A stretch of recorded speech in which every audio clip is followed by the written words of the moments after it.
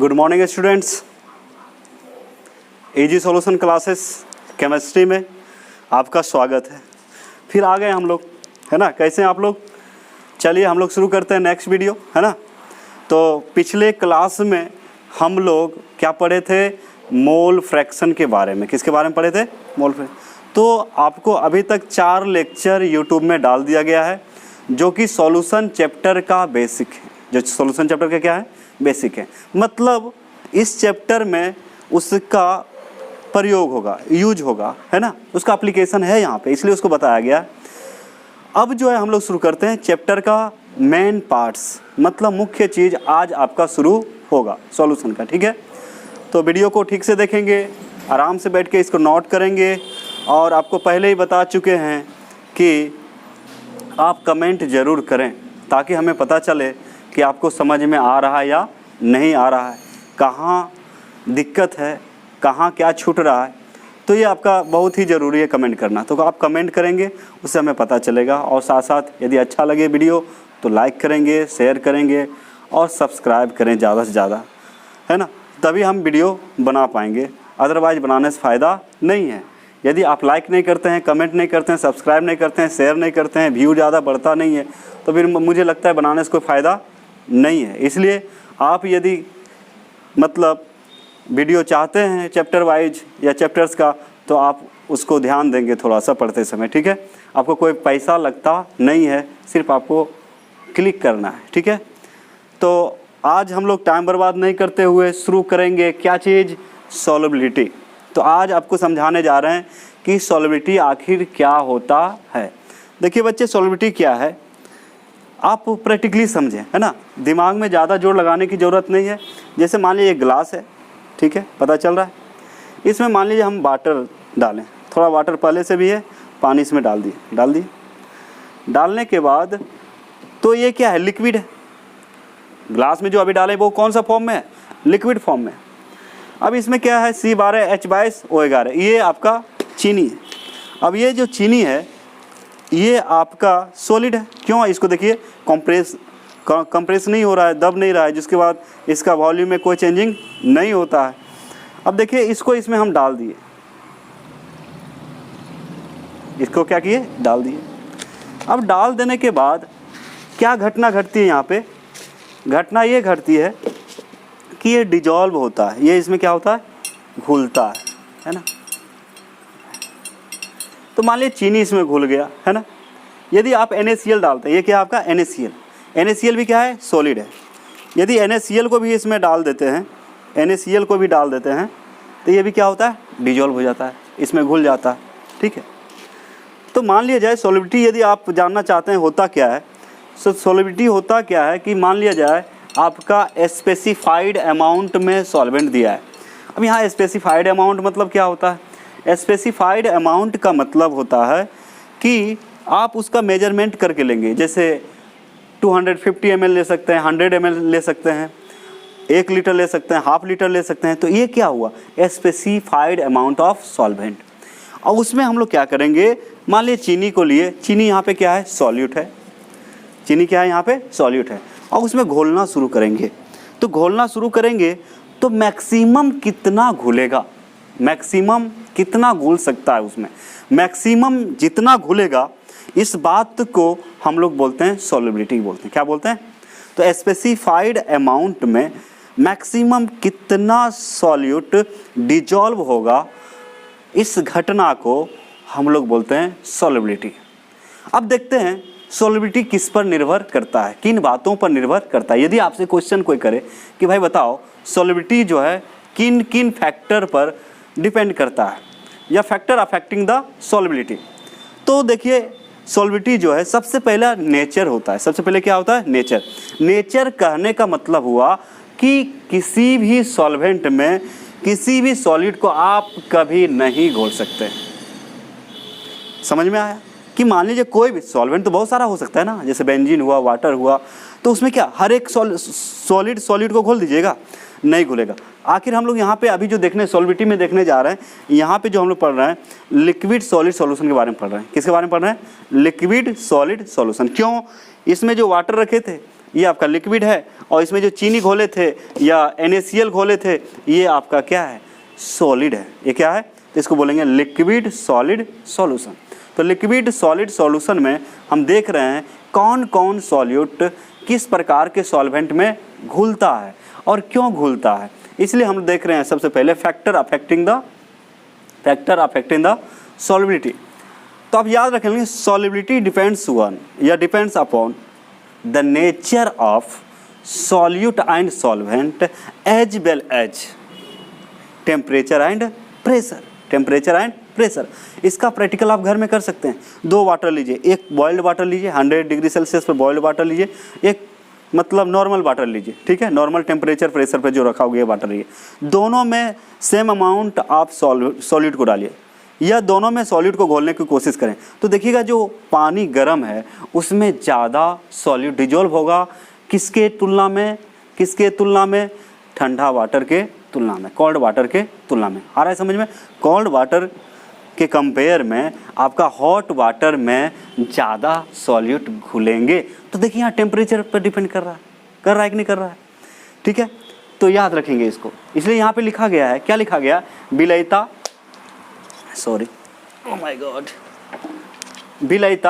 विलय एवं विलायक की प्रकृति के साथ साथ ताप एवं दाब पर निर्भर करता है, ठीक है। आगे समझ में सॉल्युबिलिटी। अब देखिए यहाँ पे आ रहा होगा दिमाग में कि ये नेचर क्या है सर, नेचर समझे नहीं है। तो नेचर समझिए, नेचर क्या होता है। जैसे मान लीजिए आपको अभी बताए कि आप किसी भी सॉल्वेंट में किसी भी सॉलिड को नहीं घोल सकते हैं। जैसे आप पानी ले लीजिए, वाटर, अब वाटर में यदि आप नेफ्थलीन को डाल दीजिए तो घुलेगा नहीं, आसानी से नहीं घुलेगा, मतलब रेडियली डिजॉल्व नहीं होगा, ईजिली डिजॉल्व नहीं होगा। कहने का मतलब फिर एंथ्रासीन भी डाल सकते हैं वाटर में, नहीं डिजॉल्व होगा। लेकिन यही वाटर में, जबकि दोनों ही सॉलिड है, मतलब नेफ्थलीन भी सॉलिड है, एंथ्रासीन भी सॉल्यूट है, और उसको वाटर में डिजॉल्व कर रहे हैं, नहीं घुल रहा। लेकिन आप उसको बेंजीन में डाल दें, नेफ्थलीन और एंथ्रासीन को यदि बेंजीन में डाल दिया जाए, किस में डाल दिया जाए, बेंजीन में डाल दिया जाए, तो वो आसानी से घुल जाता है।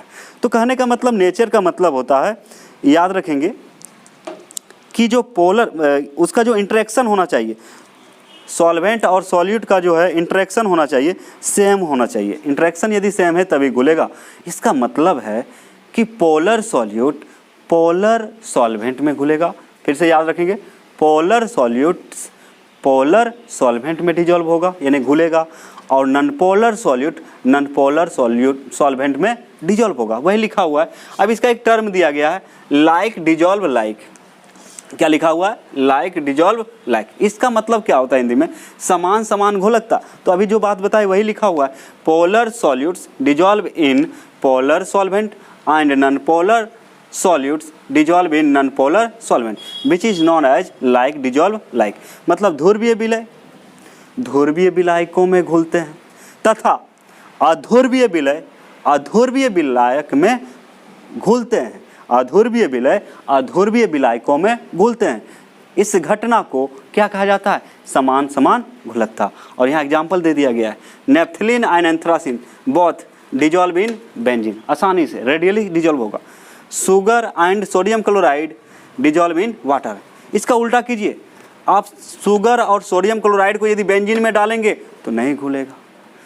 जस्ट अपोजिट, नेफ्थलीन और एंथ्रासीन को यदि वाटर में डिजॉल्व करते हैं तो नहीं घुलेगा, है ना। तो इस तरह से हम लोग अभी देखें क्या चीज़, सॉल्युबिलिटी, ठीक है। अब इसको नोट करें, उसके बाद डिसोल्यूशन शुरू करेंगे। उसके बाद फिर आपका पढ़ेंगे ली कार्टेलियर प्रिंसिपल, फिर हेनरी आएगा, फिर राउल्स आएगा, फिर आपका डाल्टन्स आएगा, उसके बाद फिर राउल्स, ठीक है। तो आप क्या करें, इतना समझ में आ गया सबको, आप कमेंट करें तब हमको पता चलेगा, ठीक है। सीरियस बोल रहा हूँ। और यदि आप कमेंट नहीं किए, लाइक नहीं किए, सब्सक्राइब नहीं किए, यदि इंक्रीमेंट नहीं होगा ये सब में, तो फिर हम वीडियो नहीं बनाएंगे, ये पक्की बात है, ओके। इसलिए फ़ायदा नहीं है, क्योंकि मुझे लगेगा कि मेरा मेहनत बेकार है। क्योंकि आपको समझ में आ रहा है या नहीं आ रहा है वो तो डिपेंड करेगा आपके कमेंट पे, आपके लाइक पे, ओके। इसको आप क्या करें, लिख लें।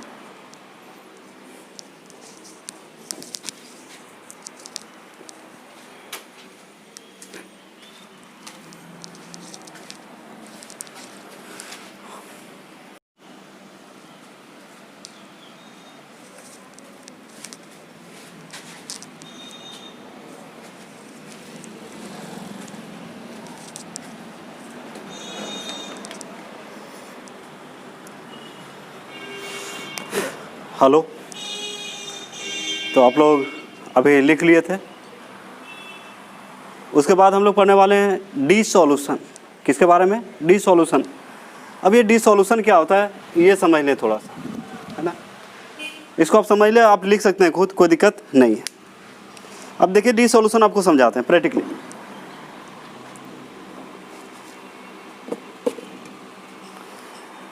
अभी मान लीजिए इसमें जो रखा गया है पानी है, वाटर है, ठीक है, सॉल्वेंट बोल सकते हैं इसको। अब जब इसमें हम लोग NaCl मिलाएंगे, जो सॉल्यूट है, क्या है? सॉल्यूट है। ये आपका NaCl इसमें मिला दिए, ये आपका क्या है? सॉल्यूट। ध्यान देंगे। तो हम लोगों ने क्या किया कि वाटर लिया, वाटर यहाँ पे लिक्विड है, क्योंकि हम लोग अभी सॉलिड लिक्विड या लिक्विड सॉलिड सॉल्यूशन के बारे में पढ़ रहे हैं। तो अभी क्या है इसमें आप देख सकते हैं कि लिक्विड वाटर लिए और इस वाटर में सॉलिड क्या मिला दिए? NaCl। क्या मिला दिए? NaCl। तो यहाँ पे घटना क्या घट रहा है? क्या NaCl या आपका शुगर एक ही बार में ये इसमें डिजॉल्व हो गया? नहीं। तो यहाँ पे घटना क्या घट रहा है इसको जानना जरूरी है। तो आपको समझाने की कोशिश कर रहे हैं, ये टर्म लिखा हुआ है डिसॉल्यूशन, आखिर होता क्या है? डिसॉल्यूशन का मतलब होता क्या है? अब समझिए डिसॉल्यूशन आखिर होता क्या है। देखिए जब इसमें सॉल्यूट मिलाया गया, जब इसमें सॉल्यूट को डाला गया तो हुआ क्या?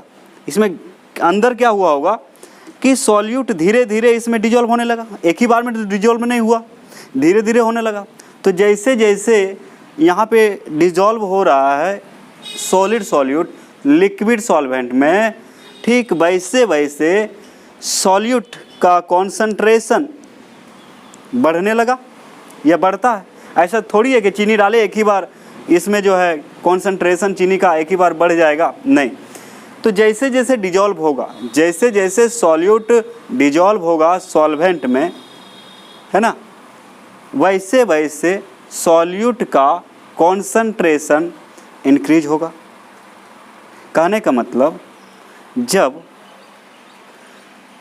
द्रव विलायक में या द्रव विलायकों में व्हेन लिक्विड सॉल्वेंट्स में क्या करते हैं हम लोग? सॉलिड सॉल्यूट को मिलाना शुरू करते हैं या मिलाते हैं, तो सॉल्यूट का कॉन्सेंट्रेशन बढ़ने लगता है। किस में? लिक्विड सॉल्वेंट में। क्यों बढ़ने लगता है? क्योंकि वो घुलना शुरू करता है। तो आप याद रखेंगे कि जब द्रव विलायकों में विलायक को, जब द्रव विलायकों में विलय को घोला जाता है, जब द्रव विलायकों में विलय को घोला जाता है या ठोस विलय को घोला जाता है, सॉलिड को घोला जाता है, तब वह उसमें घुलने लगता है। तब सॉल्वेंट में क्या होता है? घुलने लगता है। और जैसे जैसे घुलना स्टार्ट करता है वैसे वैसे सॉलिड का कॉन्सेंट्रेशन आपका सॉल्वेंट में बढ़ने लगता है। याद रहेगा ना, सिंपल बात है। उसका नाम रखा गया डिसॉल्यूशन, इसको विलीनीकरण कहते हैं। क्या कहते हैं?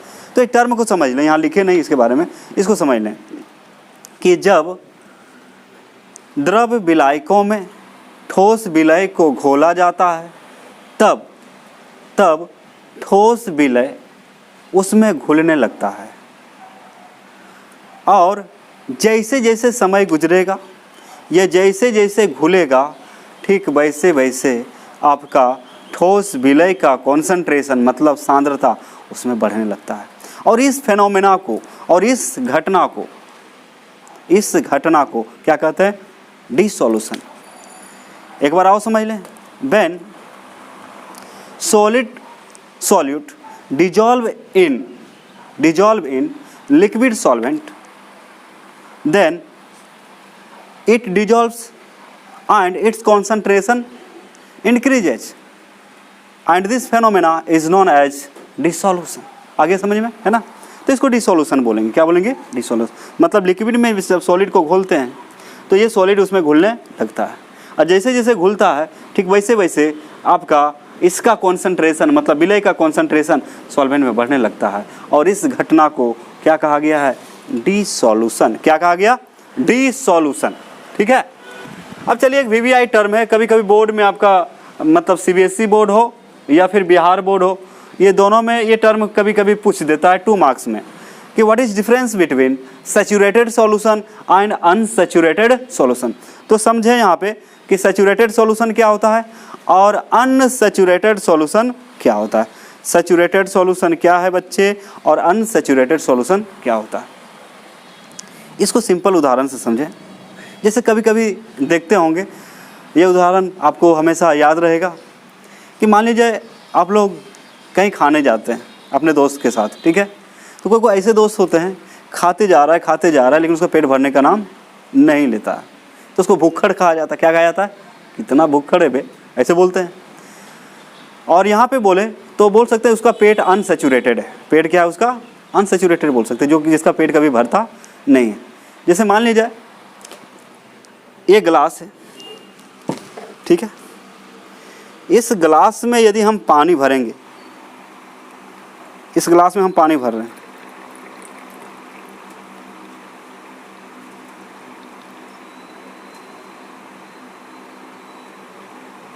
अब देखिए इस ग्लास में इतना पानी भर दिए, इस ग्लास में इतना पानी भर दिए मैक्सिमम कि अब एक बूंद भी डालेंगे तो ये नीचे आ जाएगा।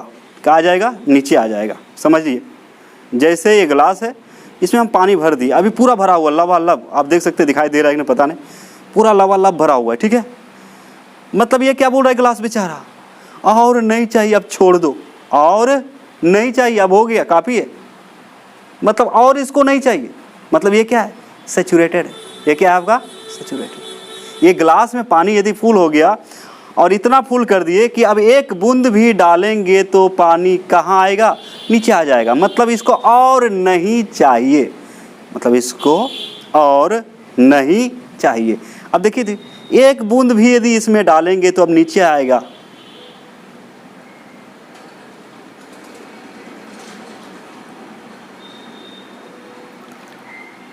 नीचे आ गया, आ रहा है कि नहीं? मतलब ये क्या बोल रहा है कि और मुझे नहीं चाहिए।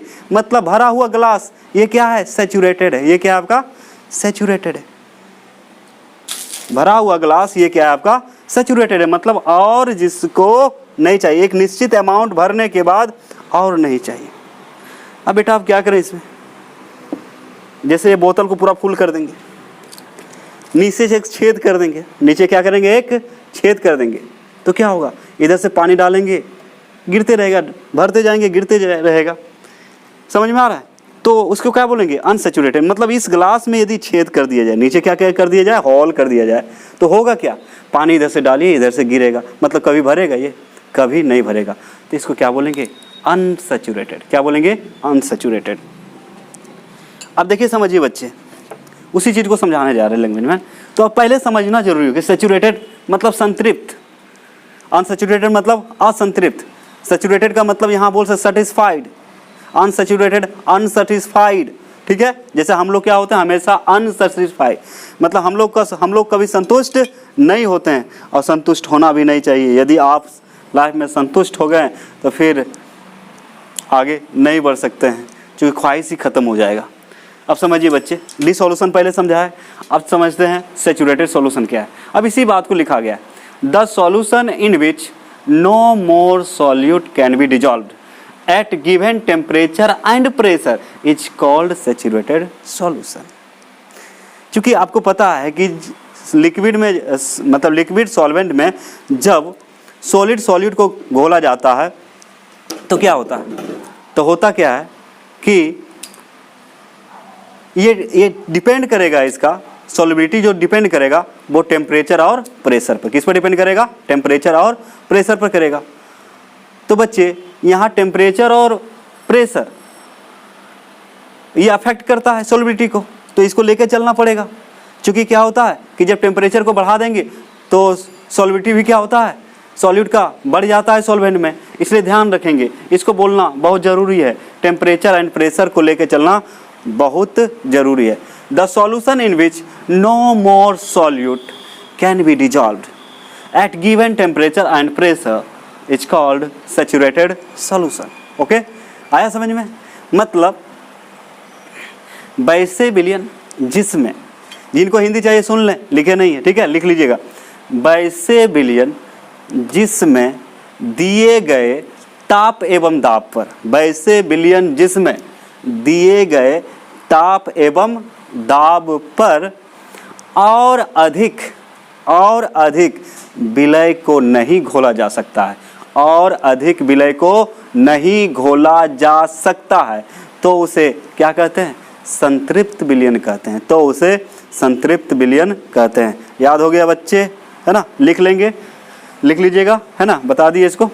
दूसरा है अनसैचुरेटेड सॉल्यूशन। दूसरा क्या है? Unsaturated solution. अब देखते हैं ये क्या होता है। अनसैचुरेटेड मतलब और चाहिए, जैसे बोले ग्लास के नीचे छेद कर देंगे, उसमें कितना भी पानी डालिए और चाहिए। क्या चाहिए? और चाहिए।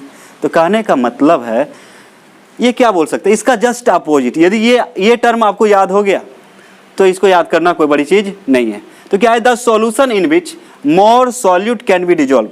The solution in which more solute can be dissolved at given temperature and pressure, at given temperature and pressure is called what? Unsaturated solution। जिनको हिंदी चाहिए वो लिख लेंगे, है ना? तो यहाँ पे क्या बताया गया कि वैसे विलयन, इसका हिंदी क्या होगा? वैसे विलयन जिसमें दिए गए ताप एवं दाब पर, वैसे विलयन जिसमें दिए गए ताप एवं दाब पर, वैसे विलयन जिसमें दिए गए ताप एवं दाब पर और अधिक सॉल्यूट को घोला जा सके, और अधिक सॉल्यूट को घोला जा सके, तो उसे क्या कहा जाता है? असंतृप्त विलयन कहा जाता है। तो उसे क्या कहा जाता है? असंतृप्त विलयन कहा जाता है।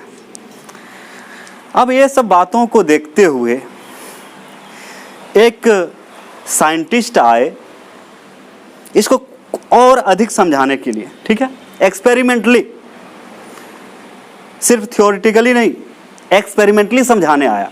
मतलब इसको और समझने की कोशिश किया। जिस उसका नाम है, उस बंदा का, अभी जिंदा तो नहीं है, उसका नाम था ली कार्टेलियर प्रिंसिपल। इसको हिंदी में बोलते हैं ले सातेल्य के नियम। नाम है ले सातेल्य के सिद्धांत या नियम, जो भी बोलिए, ठीक है। तो एक साइंटिस्ट आए जिनका नाम है ली कार्टेलियर प्रिंसिपल। ये इसका एक्सपेरिमेंट क्या था? अच्छा ठीक है, इसका आप लोग क्या करें, पूरा के एक बार स्क्रीनशॉट ले लें, क्योंकि मिटाने वाले हैं। ले लिए, चलिए समझिए, पहले समझ ले, उसके बाद फिर इसको लिखते रहें या जो करना कीजिए। समझिए, ले सातेली ने क्या किया? ले सातेली ने क्या किया? जैसे एक संतृप्त विलयन लिया, जिसको सैचुरेटेड सॉल्यूशन बोलते हैं। सैचुरेटेड सॉल्यूशन मतलब समझ में आ रहा है ना, कि और उसमें सॉल्यूट। अब देखिए बच्चे, ये आपका सॉल्वेंट है, ये क्या है आपका सॉल्वेंट। मतलब मेरा एक्सपेरिमेंट नहीं है ना, ये किसका है? ले सातेलिया का, ठीक है। इसको समझा रहे हैं हम, है ना। उसका आत्मा मेरे में आ चुका है, इसलिए आप समझा देते हैं। अब हम आपको समझा देते हैं, आपके आत्मा, उनका आत्मा आपके आत्मा में भी प्रवेश कर जाएगा। चलिए अभी हम ले सातेलिया बने हुए हैं, एक एक्सपेरिमेंट कर रहे हैं, ठीक है। एक्सपेरिमेंट क्या है? उतना चीनी मेरे पास नहीं है, बस मान लिया जाए। हम इसमें क्या करेंगे? चीनी डालेंगे, घोलेंगे, चीनी डालेंगे और क्या करेंगे? कहाँ गया? घोलेंगे, चीनी डालेंगे, घोलेंगे, चीनी डालेंगे, घोलेंगे। सॉल्वेंट होगा, स्पेसिफाइड अमाउंट में होगा, मतलब एक निश्चित मात्रा में होगा। डालते रहेंगे, घोलते जाएंगे, डालते रहेंगे, घोलते जाएंगे, घोलते जाएंगे, घोलते जाएंगे। लेकिन एक समय ऐसा आएगा कि ये चीनी बेचारा हाथ खड़ा कर देगा, अब छोड़ दो, अब नहीं घुलेंगे। जैसे आप खाते हैं, बैठे 2 पूरी खाएं, 4 खाएं, 5 खाएं, 6 खाएं, 10 खाएं, 12 खाएं, 14 खाएं, 20 खाएं। जैसे 21-22 अब नहीं चाहिए, अब नहीं चाहिए, मतलब आपका पेट क्या हो गया? फुल हो गया, संतृप्त हो गया। ठीक उसी प्रकार इस पानी में यदि स्पेसिफाइड अमाउंट वाटर है और टेम्परेचर और प्रेशर फिक्स है, तो एक निश्चित अमाउंट में ही चीनी इसमें डिजोल्व होगा। और जब घुलना बंद हो जाएगा तो आप क्या बोलेंगे, मान लें कि अब इसमें चीनी डाल रहे हैं, इसमें अब क्या डाल रहे हैं, चीनी डाल रहे हैं और ये घुल नहीं रहा, चीनी डाल रहे हैं और घुल नहीं रहा, हम क्या बोलेंगे, ये संतृप्त विलयन है, सैचुरेटेड सॉल्यूशन है। ये क्या आपका सैचुरेटेड सॉल्यूशन है। ठीक है, आगे समझ में। तो इन्होंने क्या किया, ले कार्टेलियर ने क्या किया, एक विलयन लिया जो नियरली सैचुरेटेड है, एक सॉल्यूशन लिया जो क्या है, नियरली सैचुरेटेड है। उसके बाद एक्सपेरिमेंट क्या किया, टेम्परेचर बढ़ाना शुरू किया, इसमें ताप देना शुरू किया, इसमें ताप देना शुरू किया। तो जब ताप देना शुरू किया तो टेम्परेचर जब बढ़ाएंगे तो सॉल्विटी तो बढ़ जाता है। आपको इसके पहले लेक्चर में बता चुके हैं, जब टेम्परेचर बढ़ाया जाए तो सॉल्विटी सॉल्यूट का क्या होता है, बढ़ जाता है, मतलब विलय के विलयता बढ़ जाता है, विलय के विलयता बढ़ जाता है। तो उनको एक चीज पता चला कि यदि डिसॉल्यूशन प्रोसेस यानी विलीनीकरण की प्रक्रिया इंडोथर्मिक होगा, इंडोथर्मिक मतलब समझ में आता है, जो हीट को क्या करेगा, एब्जॉर्ब करेगा, हीट को क्या करेगा, एब्जॉर्ब करेगा। जैसे एक गर्म रॉड है, एक ठंडा रॉड है, दोनों को सटा देंगे तो जो ठंडा रॉड है वो क्या करेगा, हीट को अपने ओर खींचना शुरू करेगा। मतलब यहाँ पे क्या हो रहा है, इंडोथर्मिक प्रोसेस है, हीट ले रहा है। हीट यदि कोई सिस्टम के द्वारा, यदि किसी निकाय के द्वारा, किसी सिस्टम के द्वारा हीट को एब्जॉर्ब किया जाता है तो उसको इंडोथर्मिक बोलेंगे। क्या बोलेंगे, इंडोथर्मिक। और यदि किसी सिस्टम से हीट निकल रहा है, यदि किसी सिस्टम से हीट निकल रहा है तो उसको बोलते हैं एक्सोथर्मिक, है ना। तो हीट का एब्सॉर्प्शन इंडोथर्मिक, और हीट यदि एक्सर्ट करेगा, हीट यदि निकलेगा सिस्टम से तो उसको बोलेंगे एक्सोथर्मिक, और हीट को जब एब्जॉर्ब करेगा तो बोलेंगे उसको इंडोथर्मिक।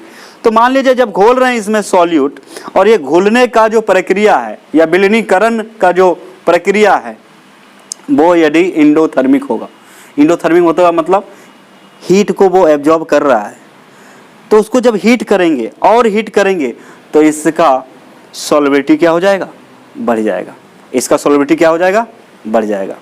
और यदि हम किसी सॉलिड को सॉल्वेंट में घोल रहे हैं और उससे हीट ऑलरेडी बाहर निकल रहा है, मतलब एक्सोथर्मिक प्रोसेस है, घुलने का प्रक्रिया, विलीनीकरण की प्रक्रिया क्या है, एक्सोथर्मिक है, तो ताप बढ़ाएंगे तो उसका सॉल्विटी क्या हो जाएगा, घट जाएगा।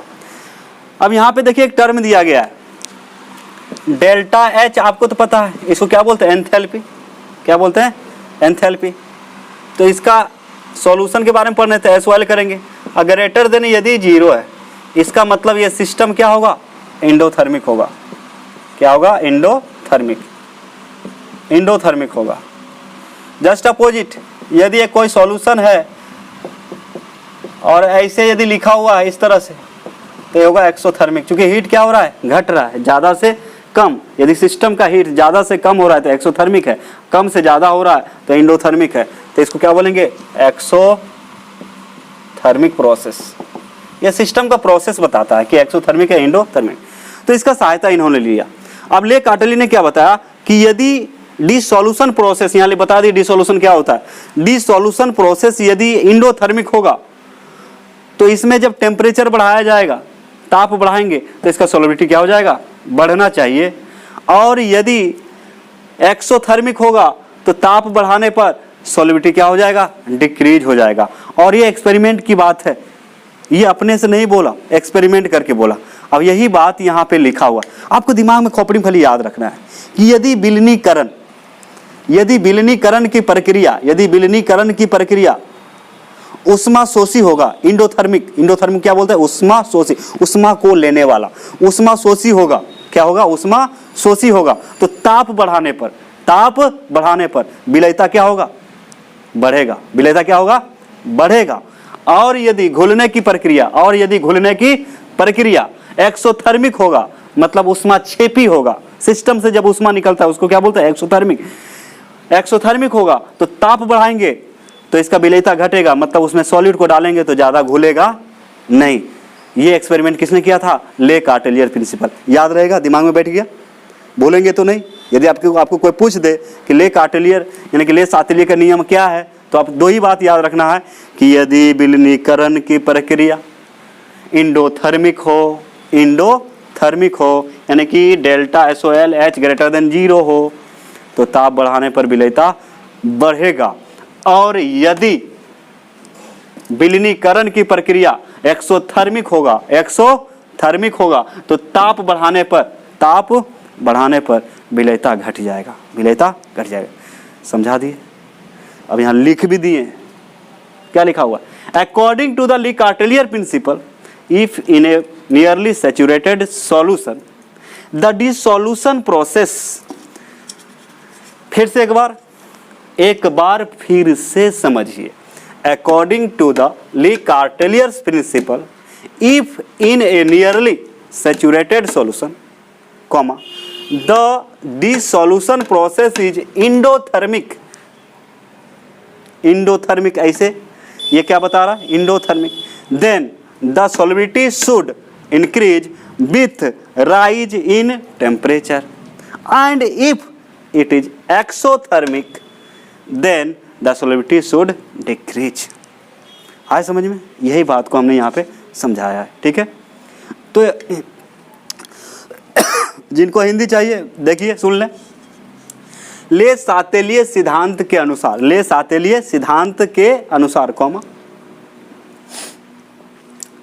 यदि निकट संतृप्तता प्राप्त विलयन में, यदि निकट, नियरली का मतलब क्या होता है? निकट, नजदीक, मतलब लगभग संतृप्त सॉल्यूशन लेना है। यदि निकट संतृप्तता प्राप्त विलयन में विलीनीकरण की प्रक्रिया, जिनको लिखना है लिख सकते हैं, विलीनीकरण की प्रक्रिया उष्मा शोषी हो, इंडोथर्मिक, उष्मा शोषी हो, तब ताप बढ़ाने से या ताप बढ़ाने के साथ साथ विलेयता बढ़ना चाहिए। तब ताप बढ़ाने से विलेयता बढ़ना चाहिए। और यदि उष्माक्षेपी हो, यानी विलीनीकरण की प्रक्रिया उष्माक्षेपी हो, तो ताप बढ़ाने पर विलेयता, विलेयता क्या होना चाहिए? घटना चाहिए, कम होना चाहिए, डिक्रीज दिया हुआ है। एक बार और सुन ले, है ना। ले सातेलिय सिद्धांत, निकट संतृप्तता प्राप्त विलयन में,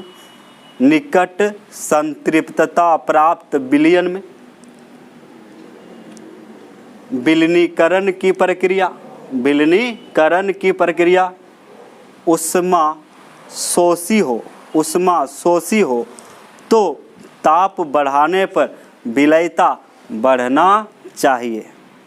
और यदि विलीनीकरण की प्रक्रिया उष्माक्षेपी हो तो ताप बढ़ाने पर विलेयता कम होना चाहिए, घटना चाहिए। समझ में आ गया, है ना? कोई दिक्कत नहीं। इसको आप क्या करें? नोट कर लें, जल्दी से नोट करें, आगे देखते हैं।